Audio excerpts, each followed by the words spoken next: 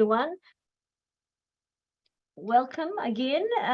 Morena for those who are in 11 o'clock, and kia ora to all of those who are later in the day. I am delighted to be chairing this session today and introducing these three speakers that you're going to hear from. I was part of the CLAANZ team that appeared as intervener in the Supreme Court and the Court of Appeal, but very much the junior partner to the learner Jennifer Petroni QC. So I feel that my rightful role really is to coordinate things rather than contributing. So we have three very distinguished speakers today. Peter Gunn from Crown Law, who appeared in the litigation from the get-go. He appeared for the Attorney General, who represented the Charity Board in New Zealand. Sue Barker, our instructing solicitor, who's been extensively involved in writing on the minefield that really is charity law and how to step in New Zealand through this decision and the decision in Greenpeace, and Jennifer Petroni QC. Each speaker is going to speak for about 15 minutes, and then there'll be time for questions at the end. So if everyone who'd like to ask questions enters a question in the chat button, I will do my best to get through them in the time that we have allowed for speakers. Now, before I introduce the speakers, my job is also to talk a little bit about the facts for those who might not be as familiar with them as those who've been involved. So Family First, I checked their website today, is an organisation which, as it says, advocates for families, speaking common sense on a broad range of family issues.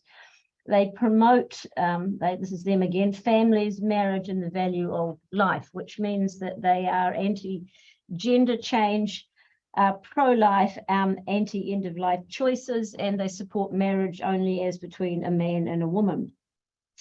They have other matters on which they speak, and in New Zealand recently, following the Roe and Wade decision, they came out saying that they felt the right to abortion was wrong and that they proposed to re-examine that in New Zealand's elections, which will take place next year. So some controversial policies. They were registered, however, as a charity in New Zealand in 2007, but in 2013, the Charities Board, Registration Board decided to deregister them as a charity because it was felt to have advocacy as its main purpose. In 2013, Family First appealed this decision to the High Court of New Zealand, who took a pause while the Supreme Court decided the Greenpeace decision, and then, having received the Greenpeace decision, decided to refer the decision as to whether or not Family First should be a charity back to the Charities Board, who reaffirmed the decision to deregister the Charities Board. It was then appealed again to the High Court, where the appeal was lost, to the Court of Appeal, where Family First won, and to the Supreme Court, where the Supreme Court ruled that Family First does not qualify to be registered as a charity. Now, I know our speakers will take you through the ins and outs and perhaps some further questions arising out of that decision, so I will leave my introduction there. The order of speakers today is Ms. Petroni, QC, then Peter Gunn, Crown Law in New Zealand, and then Sue Barker. So Jennifer is a very well-known barrister, Queen's Counsel in the area of charities law. She has been a trusted advisor and is a trusted advisor to a range of corporate, government, superannuation and not-for-profit clients, and has a substantial practice in superannuation, charity, equity, revenue and administrative law. She's a member of the Melbourne Law School Advisory Council and a senior fellow at the Melbourne Law School teaching charity and tax law. Was elected advocate member of the Legal Services Board in 2019, and is a former president of the Australian Bar Association, the Victorian Bar, the Tax Bar Association, and the Australian Women Lawyers Association. She's appointed a member of the Order of Australia in June 2020 for her significant services to the law, the legal profession, and to women lawyers. Jennifer is the proud owner of 2 divine dogs, as well as a husband and 2 sons. And Jennifer led the Charity Law Association's intervention in the Court of Appeal and the Supreme Court. Then we're going to hear from Peter Gunn, who is Crown Counsel and a team manager in one of Crown Law's constitutional and human rights teams. Crown Law is the government solicitors, and they provide legal advice and representation to the government. And the constitutional and human rights teams has responsibility for assisting the Attorney General in his role as a protector of charities. Peter has appeared in the Family First litigation for the Attorney General, and also represented the Charities Board throughout the Greenpeace litigation, which culminated in the Supreme Court of New Zealand abolishing the political purposes exception in charity law in New Zealand. And he's been counsel in numerous other charity cases in New Zealand over the last few years. And finally, we're going to hear from Sue Barker, who is the director of Sue Barker Charities Law, which is a boutique law firm based in Wellington, which specialises in charities law and public tax law. Sue has been on sabbatical leave for the last 2 years as the New Zealand Law Foundation International Research Fellow, undertaking research into the question of what does a world-leading framework of charities law look like. Her report, Focus on Purpose, was released in April 2022, making 70 recommendations for charities law reform in Aotearoa, New Zealand. So those 3 speakers are going to be highly informative and very illuminating, I'm sure, to all of us. And I'm delighted to invite Jennifer, our first speaker, to speak now. Thanks, Kate. It's good to see you. Could I also acknowledge the traditional custodians of the land on which I am at the moment, that is the Wurundjeri people of the Kulin Nation, and pay my respects to their elders past, present and emerging. Could I also acknowledge the terrific work done by Professor Matthew Harding in relation to this case. He's now the Dean of the Melbourne Law School. Matthew did most of the heavy lifting in relation to the original submissions, although any errors are mine, remain with me. And could I also acknowledge Emeritus Professor Miles McGregor-Lowndes at QUT, who has done a fabulous case note of the case, including some very interesting comments from around the world. I think I saw Miles put a link to the case note up in the chat function.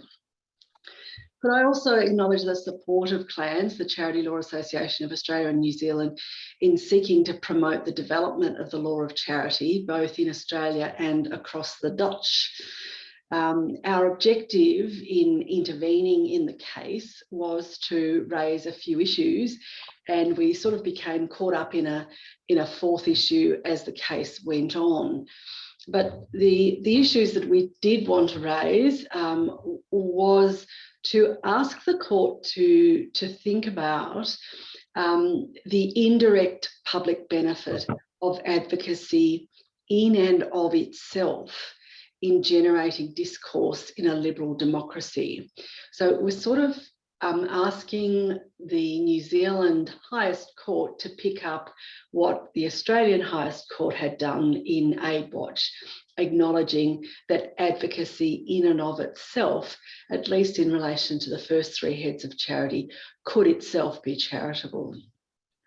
The second issue we wanted to raise was that fiscal considerations should not be relevant to a classification as an entity as charitable or not, and the Supreme Court were not prepared to acknowledge that and rejected that submission. They said it is a relevant consideration, that there might be sort of a watershed if we let one purpose be charitable. It might lead to a whole raft of entities seeking tax concessions. And finally, we talked about revoking charitable status being perhaps contrary to the New Zealand Bill of Rights. That was an issue that Kate particularly took the lead on. But this was rejected on the grounds that revocation of endorsement as a charity is more akin to the permissible withdrawal of a state subsidy than the suppression of political expression. So as you've heard, our pro bono team included the fabulous Kate Davenport, QC, a former president of the New Zealand Bar, Professor Matthew Harding, as I've said, is now Dean of the Melbourne Law School, and Sue Barker, who is one of the most preeminent, if not the most preeminent charity lawyer in New Zealand. So the case ran a bit of a strange course. Originally, the purpose was claimed to be for the benefit of the community, but in the Supreme Court, the Family First also argued that its purpose was for the advancement of education. The appeal in the Supreme Court was lodged by the Attorney General in his capacity as protector of charities, which is a really, from my point of view, a kind of a weird glitch, but perhaps Sue Barker might deal with that in the New Zealand context. So there were two judgments. There was the plurality, and then Justice Williams wrote a separate but concurring judgment as well. So far as the question of education, the plurality looked at the line between charitable education and non-charitable propaganda. Now, although education had been raised, the CLAANZ had not really made any submissions in relation to education and propaganda. But as the case ran on, it ended up for us to be the ones to make independent submissions about that issue. And so we sort of did those on the run and then put in some supplementary submissions afterwards. The plurality held that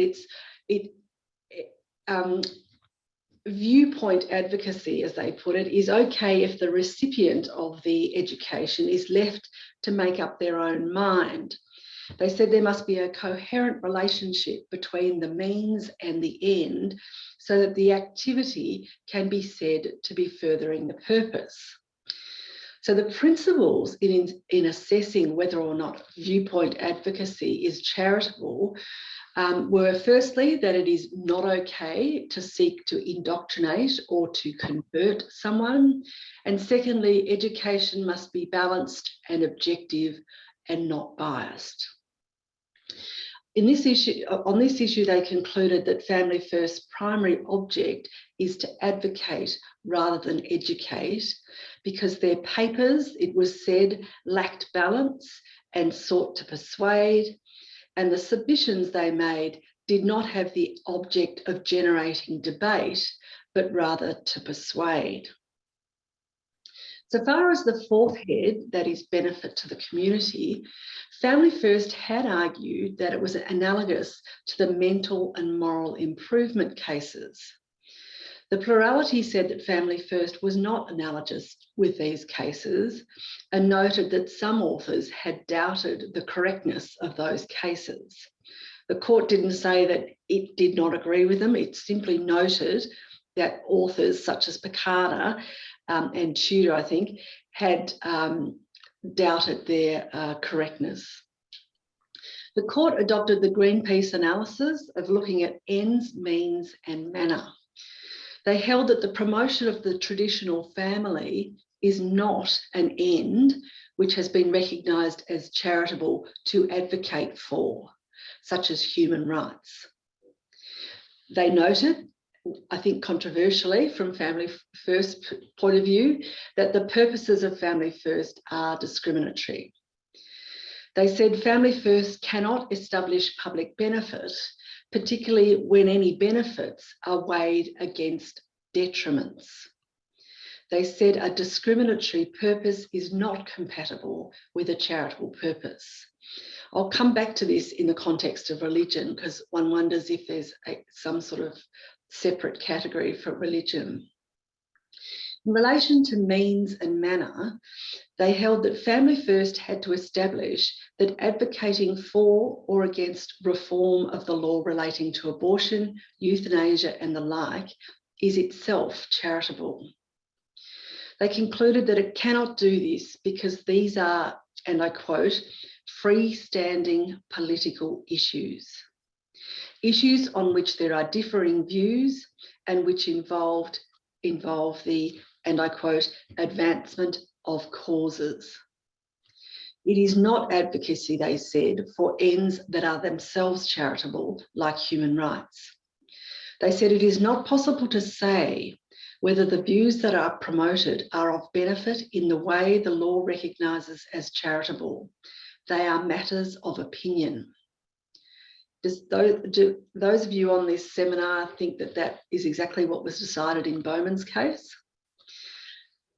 The plurality went on to say, in principle, an entity that has non-ancillary purposes of advocacy on freestanding political issues will not be entitled to charitable status. And they went on to say, it is the lack of any means available to the court to judge the public benefit of a political issue that will usually count against charitable status. And again, to me, that sounds like an echo of Bowman's case. Justice Williams, as I said, wrote a separate but concurring judgment where he grappled with the underlying principle of charity law. His analysis centred on whether or not a purpose was self-regarding or not. He said selflessness was a necessary but not a sufficient precondition for a charitable purpose.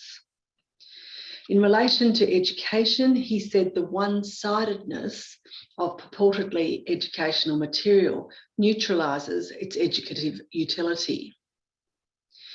He said the advocate can still educate, but it must, and I quote, acknowledge alternative perspectives fairly and respectfully.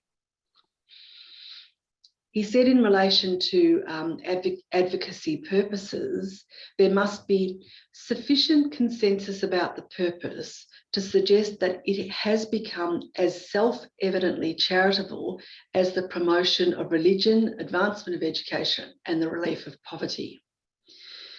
He agreed that Family First ought not to be charitable because its manner and means of execution could not be described as fair, balanced, or respectful.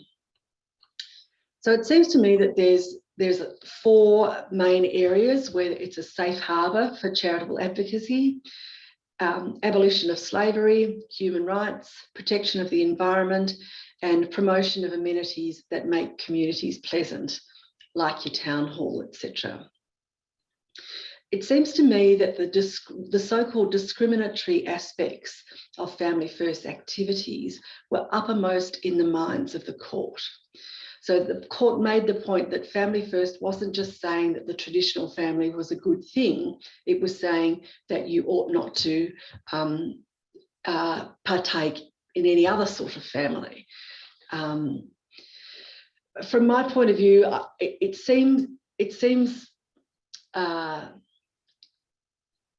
unusual that education must be balanced and neutral, but I understand that in the context of the second head, but I wonder whether it has become conflated in the 4th head, so that advocacy itself, regardless of education, must be balanced and neutral. And I wonder, as I said before, how this would play out in the advancement of religion, where it has been clear law for a very long time that it is acceptable for religious entities to engage in propaganda, and indeed that is itself a charitable purpose in relation to religion. So with those few comments, I might hand over to the next speaker. So thank you very much. The next speaker is Peter Gunn. Thanks, Kate, and kia ora koutou, ko Peter Gunn aho. Thanks very much for the invitation and the opportunity to take part. I acknowledge the fine work that, as Jennifer and others have done, that CLAANZ is doing in this space, and also the work of academics, Matthew Harding, obvious person, but also some others, Jane Calder Norton, to name but one, in New Zealand. And I think anybody who has read Family First in the Supreme Court, or indeed any of the other recent decisions, will appreciate that the courts and lawyers are leaning very heavily on the contributions that academics are making in the space. So we're grateful and appreciate that. I can say from a personal point of view, it was very helpful in preparing for the case. Just some sort of preliminaries which have been touched on already, I think, but the first one is why did the Attorney General get involved in this case?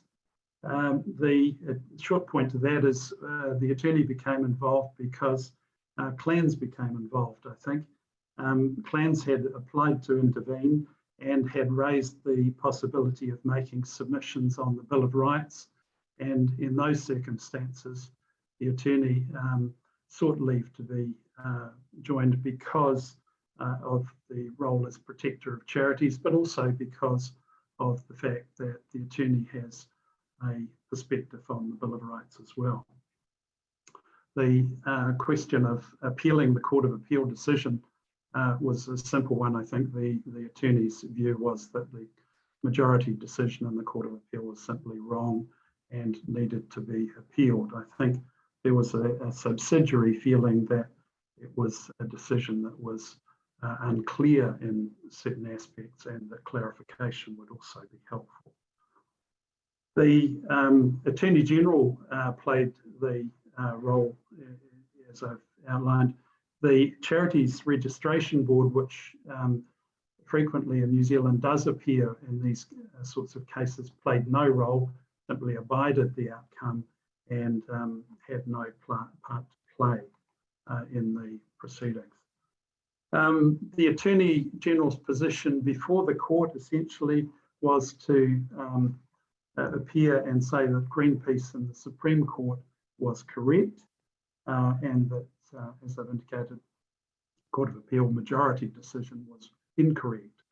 And the arguments really turned on the fact that Family First principal object, as the facts made plain, the support of the traditional family, or as the only or the optimal family, wasn't a charitable purpose, and there wasn't sufficient evidence that it was of objective public benefit.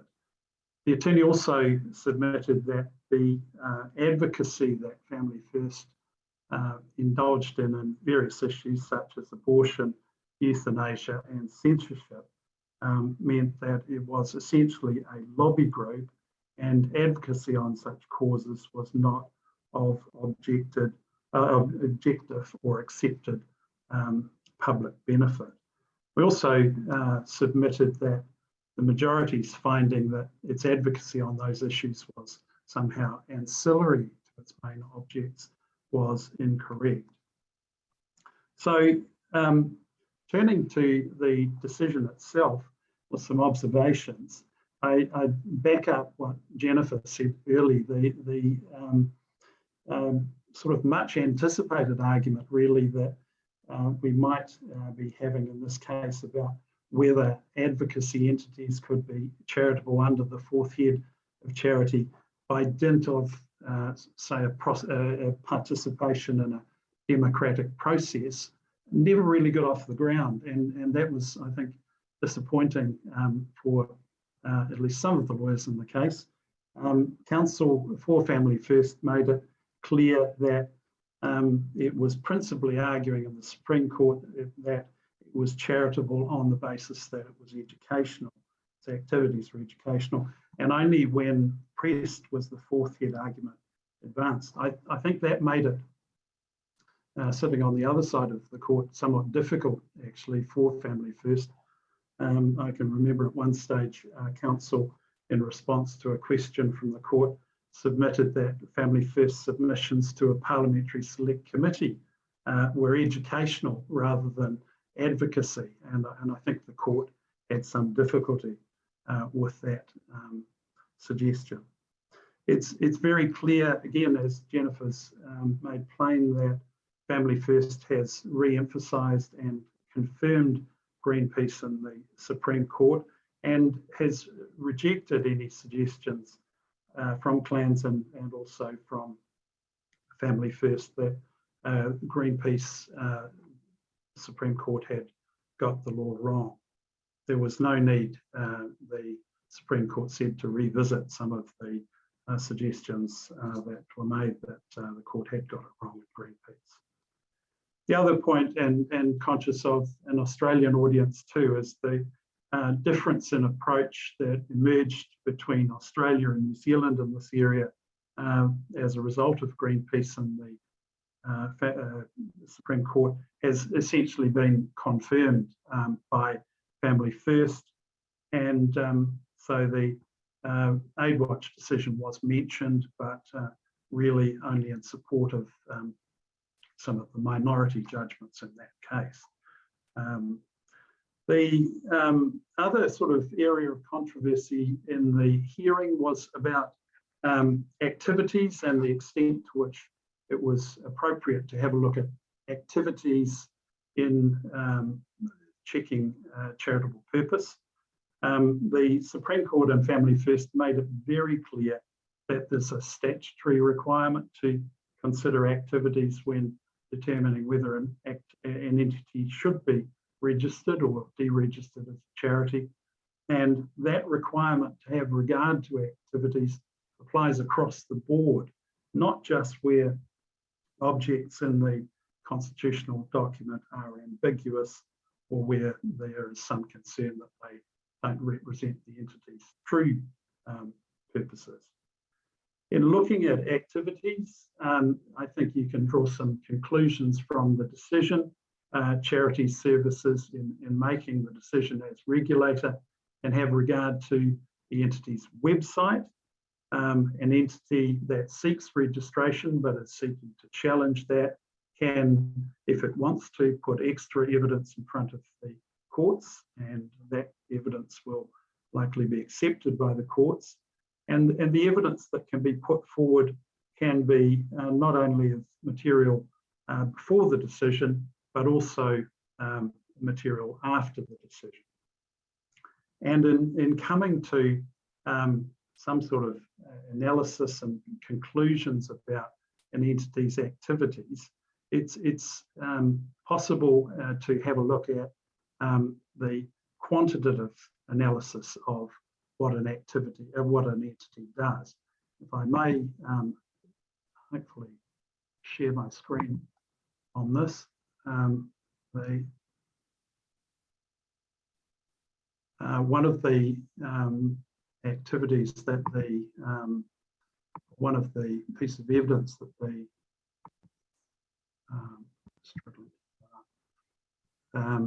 the attorney had put forward was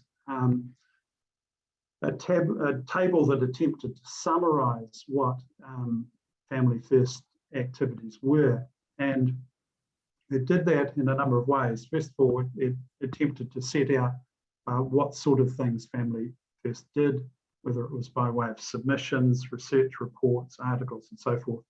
And then it attempted to identify the issues on which Family First was active as well, and then the number of each of those activities.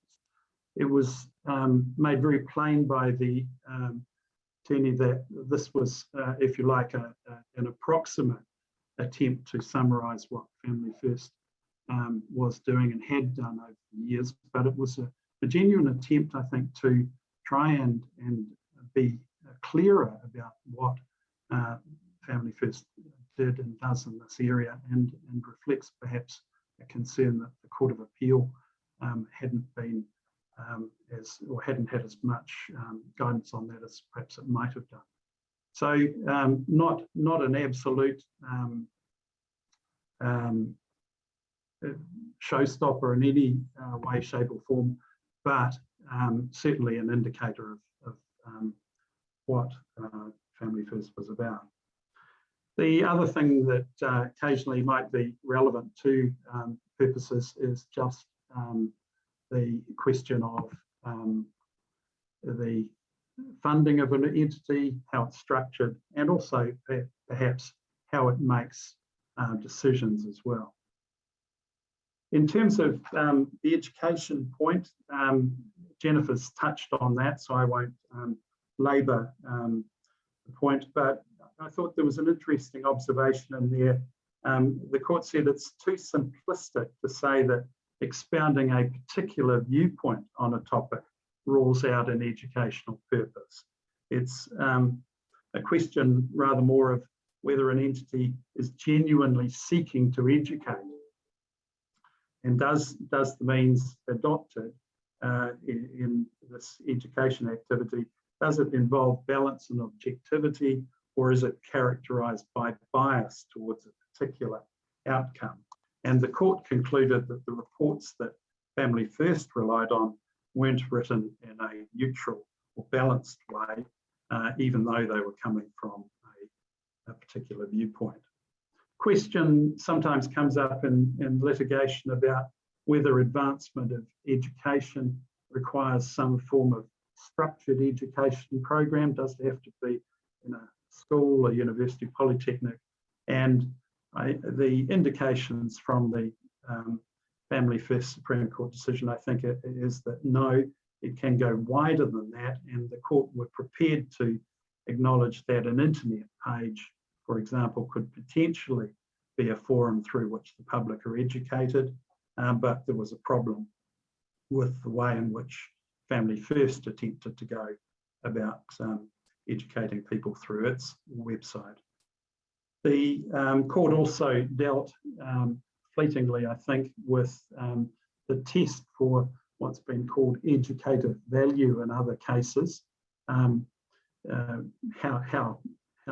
academic, how educative does the material that's put forward have to be to qualify as advancing education? And the court's treatment of that particular issue, I think, indicates that the bar is a relatively low bar in that respect. Jennifer's dealt with the fourth head arguments, and I won't go over those.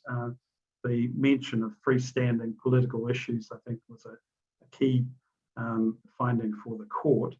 The other point that came up was an attempt to override both Greenpeace and the Supreme Court and an earlier New Zealand Court of Appeal case, which had found that a pro-life entity couldn't be charitable. And the Supreme Court and Family Court absolutely rejected the idea that that case should be overruled. That's the case of Malloy, and they confirmed what the Supreme Court and Greenpeace had said about that. So the outcome, I think, gives rise to a question about, well, Family First not charitable, Greenpeace charitable, why the distinction? And I think in short order, what we can say from the decision is that Family First aren't advocating for ends that have come to be accepted as charitable, like human rights or protection of the environment. It's the safe havens that Jennifer was talking about earlier. And the other point is that Greenpeace and the High Court, after the Greenpeace case had been to the Supreme Court, the High Court found that Greenpeace commissioned independent scientific research, which was objective, neutral, balanced, and was peer-reviewed, and therefore it was advancing education in a demonstrably unbiased and neutral way, which the court felt Family First wasn't. So, does the decision mean liberal viewpoints charitable, conservative viewpoints no? No. Supreme Court and Family First expressly rejects the proposition that entities that advocate for the liberal side of political debate may be regarded as charitable, while those that are on the conservative side are not. The court said, in principle, an entity that has principal purposes of advocating on freestanding political issues will not be entitled to charitable status, whatever side of the debate it is on. It is the lack of any means available to the court to judge the public benefit of a political issue that will usually count against charitable status.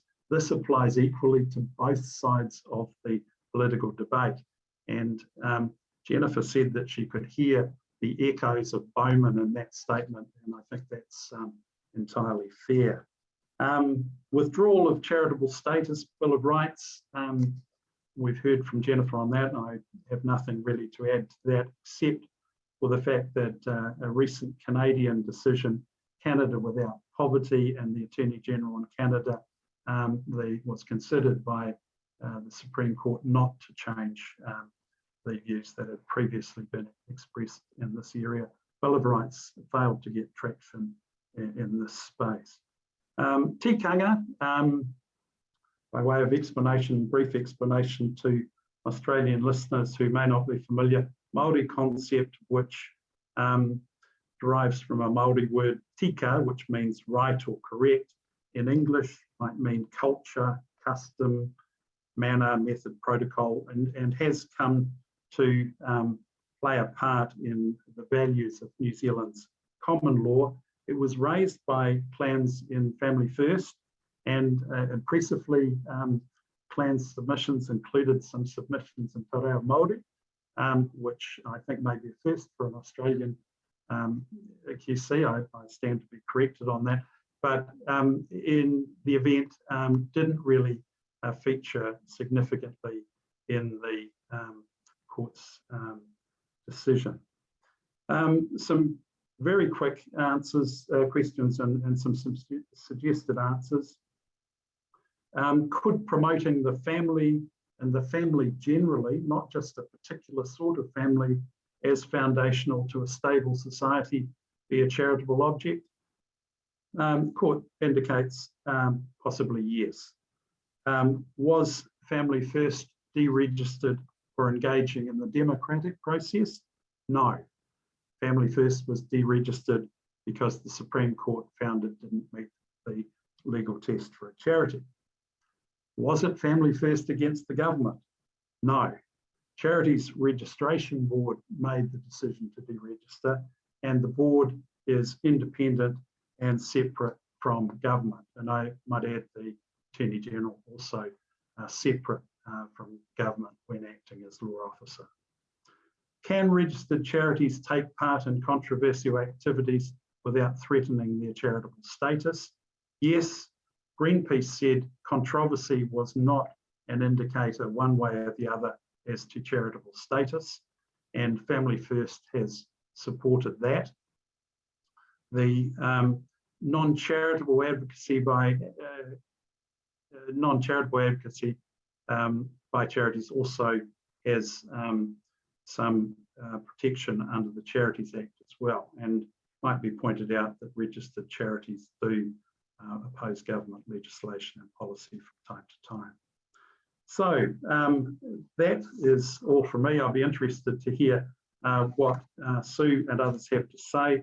Just want to make one final point, and that is there is a New Zealand law reform process underway at the moment, but that process does not impact upon and is not related to the Family First Supreme Court decision, but is obviously of interest to those of us who have an interest in the area, and those who wish to follow up on that can have a look on the Department of Internal Affairs website in New Zealand. Thanks very much.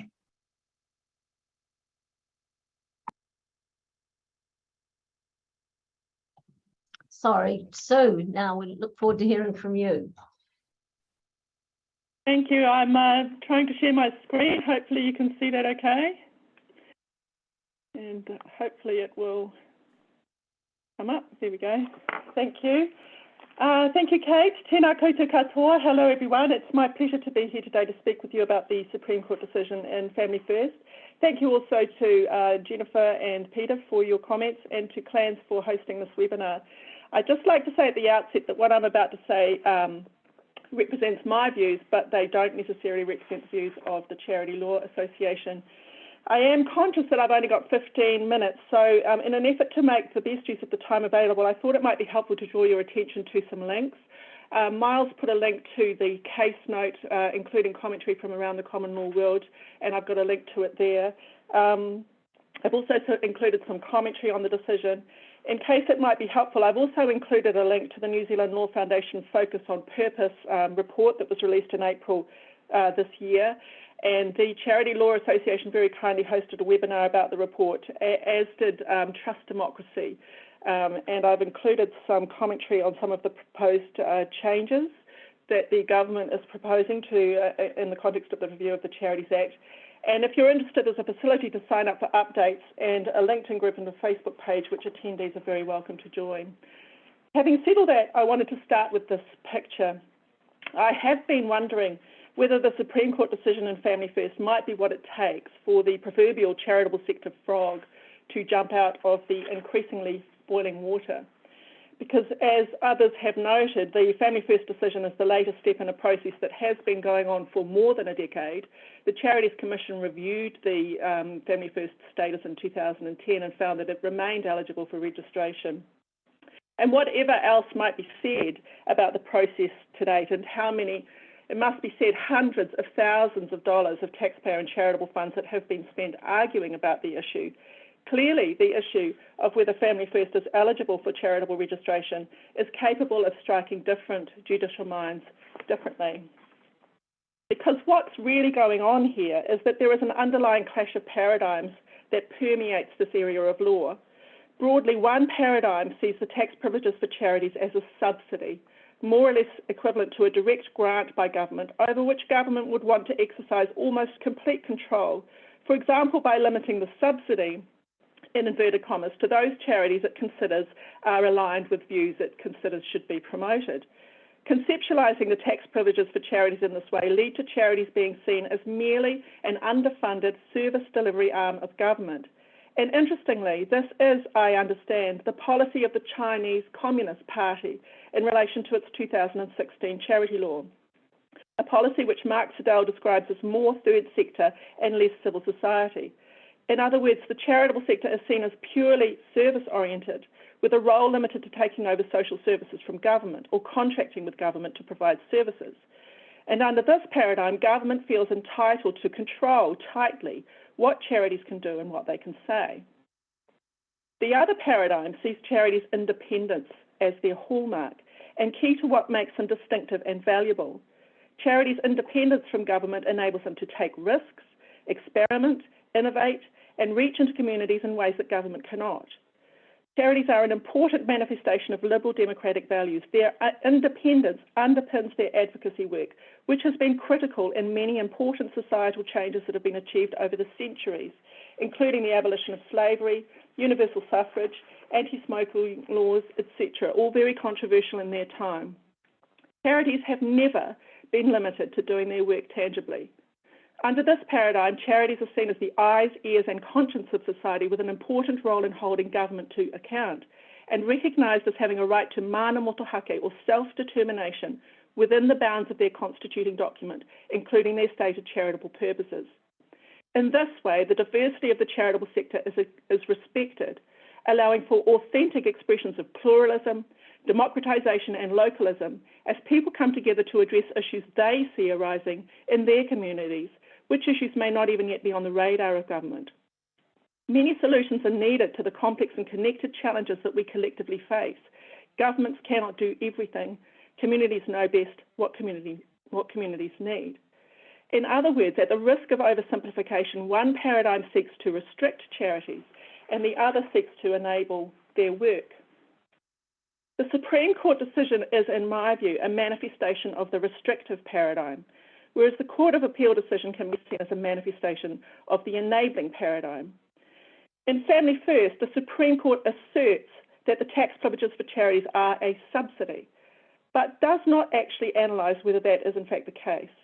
In my view, this assumption effectively determined the outcome, because once charities are seen as a fiscal cost or merely a service delivery arm of government, suddenly charitable funds are somehow reconceptualised as government funds over which government would consider itself entitled to exercise pretty much total control. This was precisely the concern raised by charities during the passage of the original Charities Bill through Parliament back in 2004. that the Charities Act would be used by government as a means to colonise and control the charitable sector and possibly kill off groups engaging in advocacy.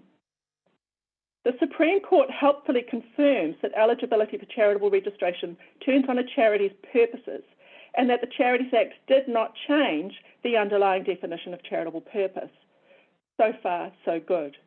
As many of you will be well aware, the concept of charitable purpose emanates from trust law, where a charitable trust is an exception to the rule that a trust for purposes is invalid, but only where the purposes meet the legal definition of charitable. In terms of activities, the common law of charities, in fact, says very little. The common law recognises the principle of settlor autonomy. Once the charitable purposes have been set out by the settlor in the constituting document, the key issue from a charities law perspective is that the activities carried out further those stated charitable purposes and are otherwise in accordance with the constituting document and the general law. From the many reports that preceded the Charities Act, it can be seen that this was the key issue the Charities Act was intended to fix. Without a register, there was a comprehensive lack of information about charities, meaning it was not possible to be sure that any particular charity was continuing to act in furtherance of its stated charitable purposes over time. Despite all of this, however, the Supreme Court interprets Section 18 of the Charities Act and the requirement to have regard to a charity's activities as fundamentally altering the underlying purpose-based charities law paradigm and proceeds to decide the case on the basis of Family First's otherwise perfectly lawful activities. This is, I believe, the contradiction at the heart of the case. It is not widely known that charities legislation in New Zealand was a response to the 9/11 terror attacks that occurred in the US in 2001. I would love to go into this in more detail because I think context is extremely important in this area of law, but in the interest of time, I would refer you to the Trust Democracy webinar, where this has gone into in some more detail. But the key point for current purposes is that following the 9/11 terror attacks, there was a wave of charities legislation around the world. In some of these cases, the link to FATF's Recommendation 8 may be indirect. For example, I'm not suggesting that China's 2016 charity law was a direct response to 9/11. However, in the case of New Zealand and also Ireland, it was pressure from the United Nations Security Council following 9/11 that led to specific legislation for charities. 9/11 spawned a counter-terrorism narrative that led to crackdowns on dissent and a shrinking space for civil society around the world. This century has witnessed a decreased tolerance for risk and an explosion of counter-terrorism measures that prioritise security at the expense of democratic norms, leading to a proliferation of government regulation and an increasing erosion of fundamental human rights. The overall impact on democracy of these measures has been profoundly negative. The number of democracies backsliding into authoritarianism has doubled in the past decade, exacerbated by restrictive measures adopted in response to the pandemic. According to the Civicus Monitor, 90% of the world's population is now living in countries rated as obstructed, repressed, or closed. Even Australia and much of Europe are rated as narrowed. The net effect is that charities legislation and its administration have become increasingly restrictive. Charities law frameworks are increasingly being used as a tool for suppression of not-for-profit advocacy. Civil society is operating in an increasingly hostile environment. Add to this forces at work trying to destabilise democracy from within, and this century is becoming a contest between liberal democracy and the forces of autocracy. China has expansionist ambitions. It is aggressively expanding its authoritarian influence overseas. In my very respectful view, the Supreme Court decision is a gift to the forces of authoritarianism. Focusing on activities in isolation from the purposes and furtherance of which they are carried out creates a very subjective test in which any charity's eligibility for registration can turn on nothing more than the subjective views of the particular decision maker. As Greenpeace noted in their 2019 submission to the review of the Charities Act, if the executive branch can control civil society institutions via the charities registration process, then we don't really live in a democracy. New Zealand has a stated focus on well-being, on bolstering social cohesion, and on a rules-based world order. In the face of the forces of authoritarianism, we have the opportunity to be world-leading in designing our charities law framework, in reclaiming democracy. In my view, a world-leading framework of charities law would boldly uphold liberal democratic values such as social tolerance, freedom of expression, freedom of association, and the rule of law. It would recognise charities' important role in a liberal democracy and boldly protect their independence and their ability to advocate fearlessly for their charitable purposes. In other words, I may not agree with what you say, but I will defend to the death your right to say it. Because when it is actually analysed rather than simply assumed, the tax privileges for charities are not in fact a subsidy, but merely a proper adjustment to the tax base. The fact that some individual activities might not be selected by the government of the day for subsidisation, in inverted commas, in isolation, is tolerable because governments are constrained by the dictates of the median voter. To quote Robert Atkinson, the charitable exemption reflects not only a desire to promote the helping of others, but also a healthy agnosticism about how that help can best be given, a willingness on the part of the majority to promote minority conceptions of the good of others. Some overbreadth is therefore merely the price we pay for an investment in an overall system that allows people to manifest liberal democratic values of diversity, pluralism, tolerance, freedom of expression, and pursuit of public benefit, all of which in turn contribute significantly to social cohesion, social capital, and well-being. Ultimately, it comes down to the kind of society we want to live in. I would love to go into the pointy-headed point of tax policy that is the tax expenditure analysis that underlines the subsidy view. If you're interested, I discuss it in some detail in Chapter 1 of the Focus on Purpose report. I would encourage you to have a look at it because whether consciously or not, the neoliberal tax expenditure analysis is underlying perceptions and driving decision-making in this area. And in fairness, it needs to be analysed rather than merely assumed. It is also important to note that the Supreme Court adopts the subsidy analysis by relying on the decision of the Canadian Federal Court of Appeal and Human Rights International, which actually, when you read the case, also itself asserts rather than analyses the question. It is concerning, in my view, that the Supreme Court adopts this Canadian case law without analysing the different statutory framework on which it is based, or the fact that that statutory framework has since been changed, raising the question of whether the decision even represents good law in Canada.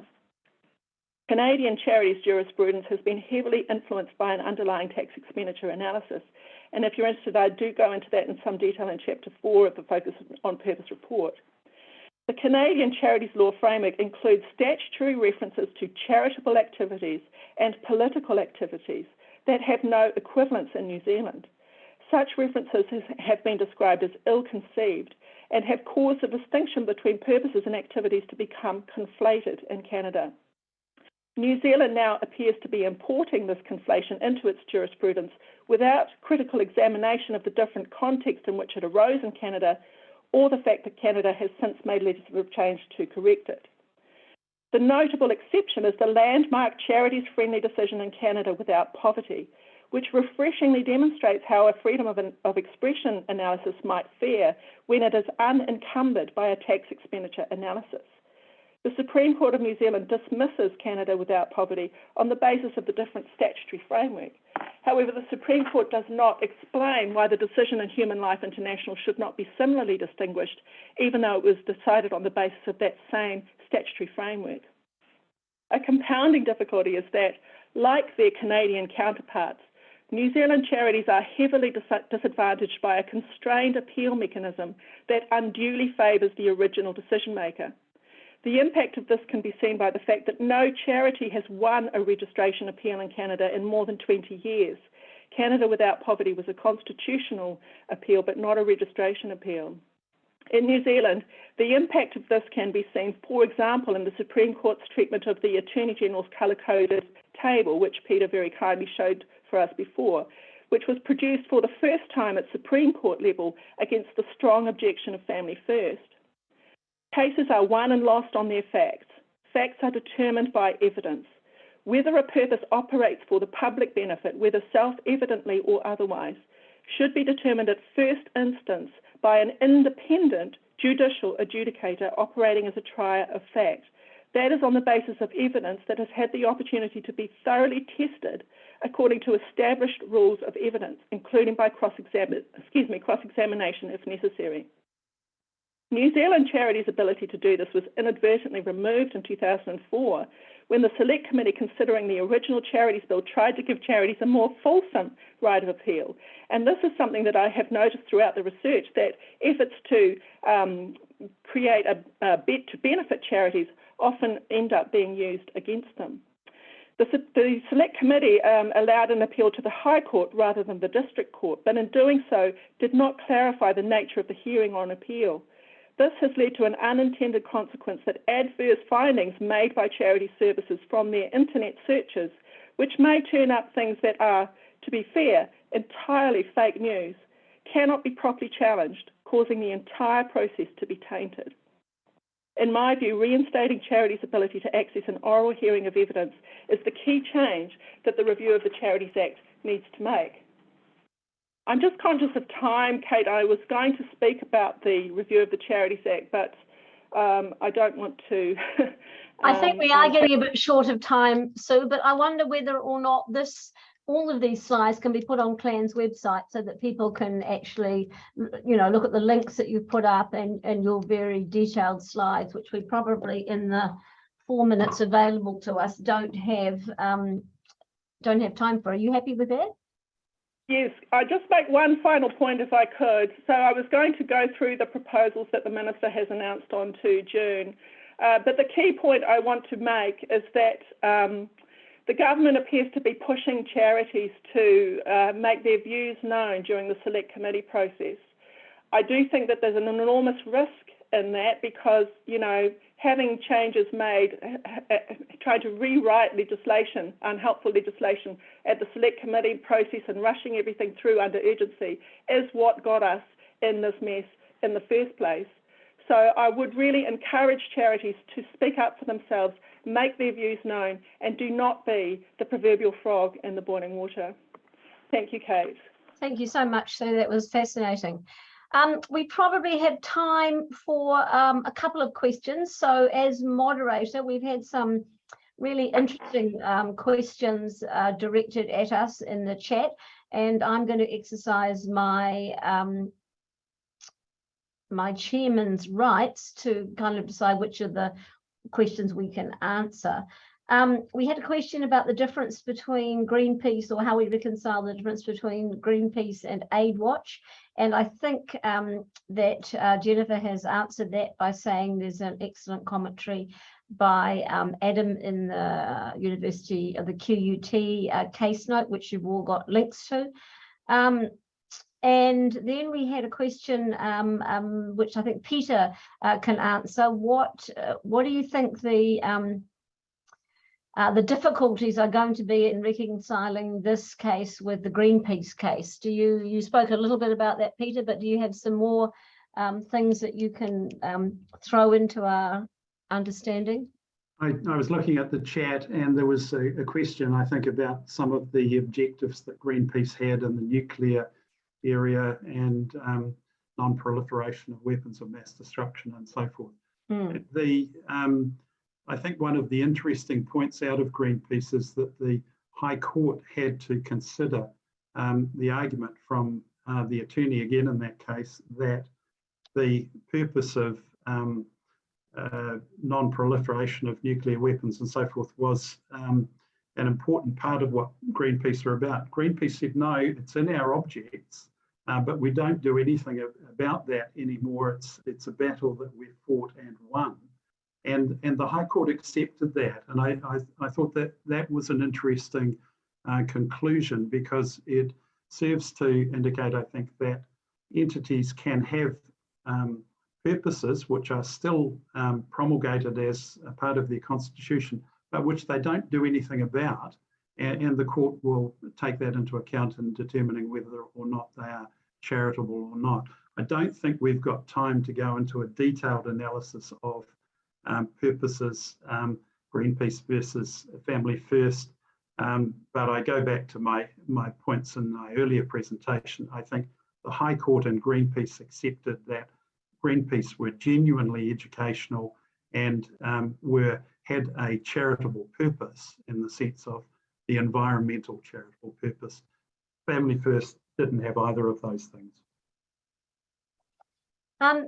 Thank you very much, Peter. Now, Angela Banks asked a question about whether or not the two arguments about tax were contradictory. I wonder, Jennifer, have you seen that question by Angela? Do you feel that you could comment on it briefly? I think it's a very good question, and I think you should ask Professor Matthew Harding that question. Or yourself, Kate. Is Matthew on the line? I think Matthew's on holiday, that's why I said it. Oh. Well, I mean, I do think, in fact, Angela, that there are some inherent contradictions in that question. What we put forward in the Supreme Court was the argument that if you were a charitable status and you had your charitable status withdrawn, that could affect your freedom of expression under the Bill of Rights Act, and that wasn't accepted by the Supreme Court. But the whole question of where your charitable status and the benefits you get from that and the losses you suffer when that is removed, I still think is an issue which needs to be examined more closely. Maybe the withdrawal of tax status is a dead duck, or what did Sue describe it, a boiled frog in New Zealand, but I do think we need to think about that further, and whether or not there's any issue that we could advance. Really, maybe in your next conference you could look at that rather tricky question and get Ian to not Ian, you could get Matthew Harding to comment on that as well. Could I add something to that, Kate? Of course. Because to just answer the question, I don't think they're contradictory at all, because the concept of charity predated tax by more than a century.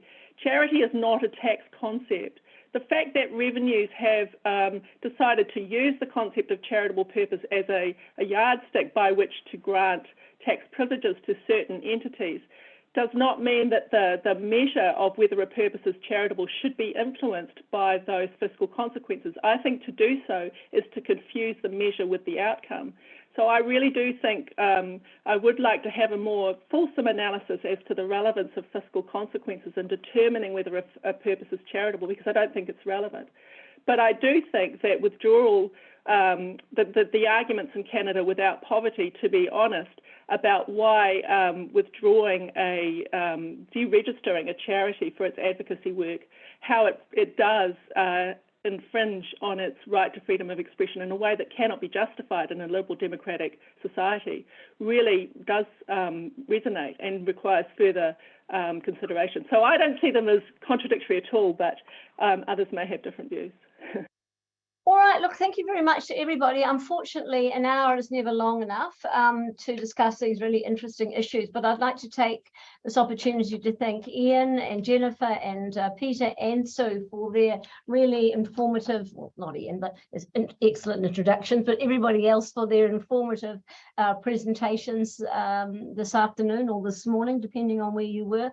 It really is a fascinating area, and I look forward to seeing as many of you as possible on the line, as my son says, when we have the conference at the end of July.